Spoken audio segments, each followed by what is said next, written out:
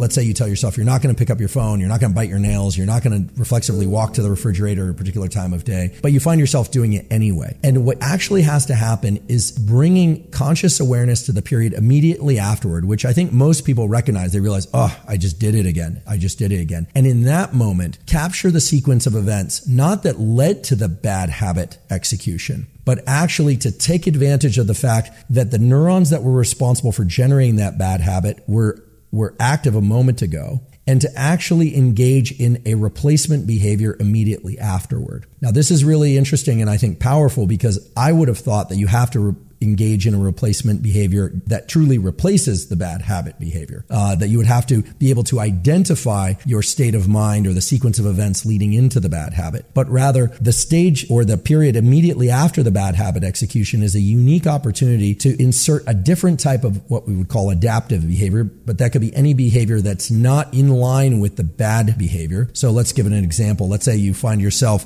you're trying to do focused work, you pick up your phone, you're disappointing yourself for picking up your phone. You could, of course, just put it down and re-engage in the work behavior. But if you were good at that, then you probably wouldn't have done it in the first place. And so what turns out to be very effective is to go engage in some other positive habit. Now, this has two major effects. The first one is you start to link in time the execution of a bad behavior to this other good behavior. And in doing so, you start to recruit other neural circuits, other neurons that can start to somewhat dismantle the sequence of firing associated with the bad behavior. In other words, you start to create a kind of a double habit that starts with a bad habit and then ends with a good habit. And that seems to create enough of a temporal mismatch so that then recognizing when you're heading toward the bad habit becomes more apparent to you. So again, I want to make this very, very concrete. Let's say that the behavior is reflexively picking up one's phone. You do that, you think, oh goodness, I did it again. Here's what I'm going to do. You would set that down and then you would engage in some other positive behavior that you've deemed positive. And here it's very subjective, so it's hard for me to give an example that will necessarily make sense to everybody,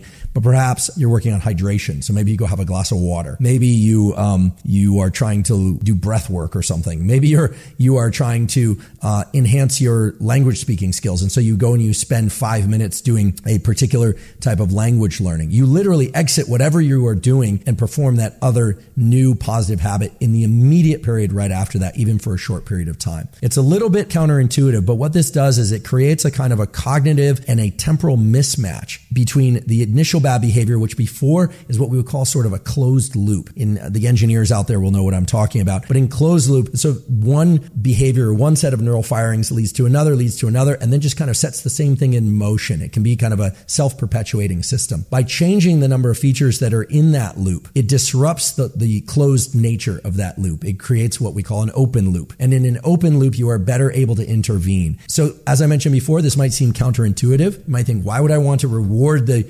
execution of a bad habit with a good habit? I don't want to reward myself for the bad habit. But really what you're trying to do is you're trying to change the nature of the neural circuits that are firing so that you can rewrite the script for that bad habit.